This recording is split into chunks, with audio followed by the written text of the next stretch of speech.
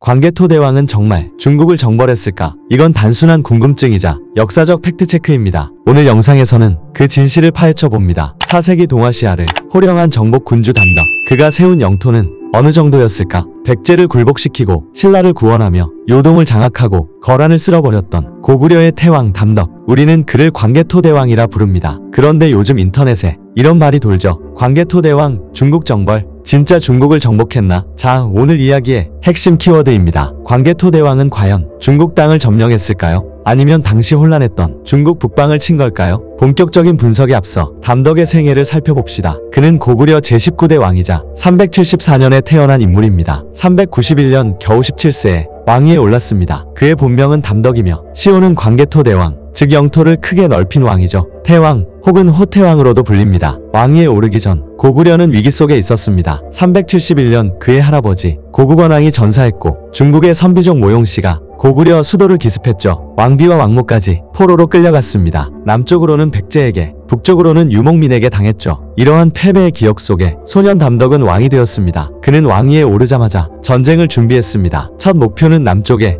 백제였습니다. 당시 백제는 근초고왕의 후계들이 통치 중이었죠. 백제는 여전히 강했지만 광개토는 두려워하지 않았습니다. 즉위 첫 해부터 백제 북부를 공격합니다. 기세는 하늘을 찔렀고 백제는 크게 당황했습니다. 395년 고구려군은 백제를 강하게 압박합니다. 수곡성 전투, 예성강 전투에서 백제는 연패를 당했습니다. 396년 광개토대왕은 직접 대군을 이끌고 출병합니다. 이때 백제는 큰 위기를 맞게 됩니다. 한강을 건넌 고구려군은 58개 성을 함락시켰고 백제 수도 한성을 포위하기에 이릅니다. 아신왕은 결국 항복을 선언합니다. 공물을 바치고 동생과 신하를 인질로 보냅니다. 영원히 고구려의 신하가 되겠다 맹세까지 했다고 전해집니다. 이후 한강 이북은 모두 고구려 땅이 됩니다. 그러나 백제는 포기하지 않고 가야외와 손을 잡습니다. 그리고 그 화살은 신라를 향했습니다. 신라 내무랑은 고구려의 도움을 요청합니다. 400년 광개토는 오만 대군을 보냅니다. 가야외군은 고구려군에 괴멸당합니다. 신라는 감격하며 고구려의 조공을 바칩니다. 경주에서 출토된 호우총 유물은 그 증거 중 하나죠. 광개토대왕은 신라까지 영향권에 둡니다. 404년 백제는 외와 함께 다시 한번 침공합니다. 이번엔 황해도 일대였습니다. 고구려군은 즉각 반격합니다. 왜군은 섬멸되고 백제는 다시 퇴각합니다. 남쪽은 사실상 고구려의 패권이 됩니다. 이제 광개토대왕의 시선은 북쪽과 서쪽으로 향합니다. 서쪽은 선비족 모용씨의 후연이 자리 잡고 있었습니다. 후연은 중국 북방계 국가로 고구려의 오래된 숙적이었죠. 전현의 후계 국가로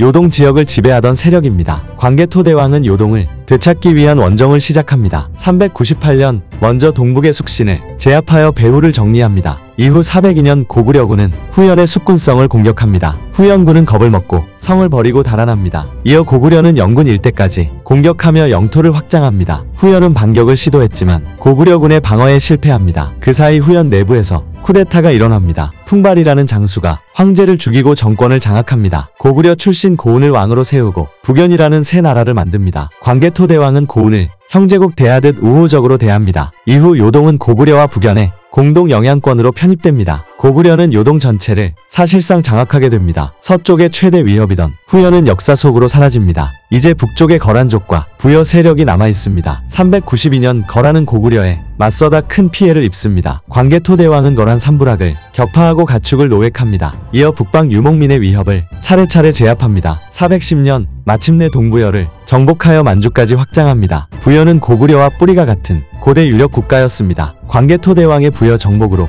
고구려는 부여의 정통성도 흡수합니다. 이로써 고구려는 만주와 요동을 아우르게 됩니다. 남으로 한강, 북으로 송화강, 동으로 연해주까지 고구려의 판도는 사상 최대를 기록합니다. 사방의 적국들은 하나둘 고구려에 굴복합니다. 거란도, 숙신도, 후연도 이젠 고구려의 상대가 아닙니다. 사실상 맞설 나라가 없는 시기가 찾아온 겁니다. 광개토대왕은 천하의 태왕이 되었습니다. 비문에는 사방이 평정되었다. 고구려는 부강해졌다고 기록합니다. 이 시기에 고구려는 동아시아 최강국 반열에 오릅니다. 중국도 백제도 감히 넘볼 수 없던 시기였습니다. 그렇다면 질문이 생깁니다. 이게 곧 중국 정벌일까요? 학자들 사이에서도 해석은 엇갈립니다. 우선 우리가 말하는 중국은 오늘날의 중국과 다릅니다. 당시 한족의 중앙왕조는 혼란에 빠져 있었고 북방에는 다민족 국가들이 서로 전쟁을 벌이고 있었습니다. 광개토대왕이 정벌한 건 이런 북방 이민족 국가들이죠. 즉 중국 정벌이 아니라 요동 탈환과 북방 평정에 가깝습니다. 하지만 당시 후연도 중국 내 북방 왕조였고 요동은 한사군 이후로 중국이 노렸던 땅이었습니다. 고구려는 그런 땅을 다시 빼앗은 셈이죠. 그래서 어떤 사람은 말합니다. 중국 북부를 정벌했다. 다만 지금의 중국 본토인 중원, 장안까지는 도달하지 못했습니다. 즉 고구려는 중국 전역을 정벌하진 않았지만 북방 유목제국과 혼란한 왕조들, 즉 중국의 북부를 평정했습니다. 당시로선 엄청난 정복이자 국제질서의 재편이었죠. 그래서 광개토대왕은 고구려를 초강대국으로 만든 왕입니다. 오늘날 우리가 그를 기억하는 이유도 바로 이 때문입니다. 그는 칼로 세상을 바꾼 자이자